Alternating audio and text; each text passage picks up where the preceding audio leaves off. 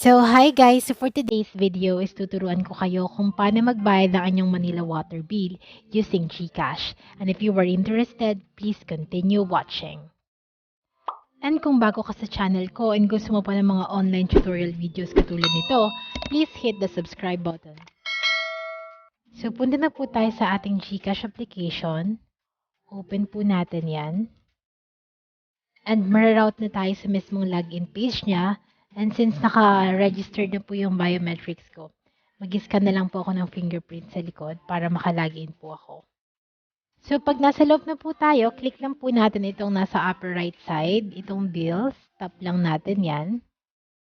And then, mamimili po tayo dito ng ating babayaran, which is yung Manila Water. So, under po siya ng water utilities. Pag click po natin yan, makikita po natin dito yung mga utilities na available.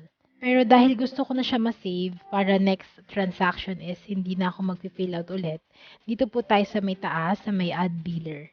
Para nakasave na po yung details niya. Since every month naman po is binabayaran ko po ito.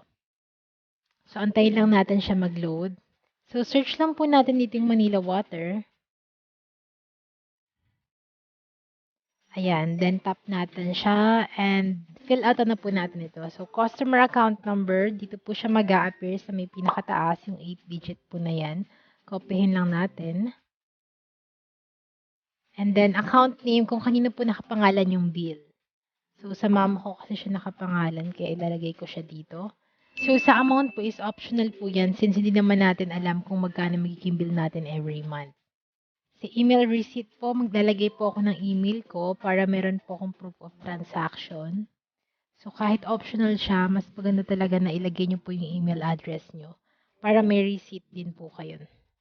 And then, nickname, ilalagay ko na lang po is Manila Water Bill. And then, meron din po sila ditong extra field para kung sakaling gusto mong ma-remind ka to pay for your Manila water bill, pwede ka pong maglagay dito ng date. So, sa akin, I would suggest, mas pipiliin ko yung every second of the month. Since ang due date po namin is every 22, third week. So, dapat advance. So, second of the month na lang po yung pipiliin ko. Then, once na ma-double check nyo po lahat ng details, pwede na nyo na pong i-proceed yung save. So, lalabas po yan, successfully save biller details, and then, click na po natin sa may ibaba yung pay bill. So, ang bill po namin ngayon is nagkakahalaga ng 513 pesos and 83 centavos. Tapos, i-review ko lang din siya ulit para sigurado. Then, click next sa may ilalim. So, ipoproceed na po tayo sa next page from which mamimili po tayo ng payment source or yung panggagalingan ng funds natin. So, ang pipiliin ko po is yung GCash since hindi po talaga ako gumagamit ng GCredit.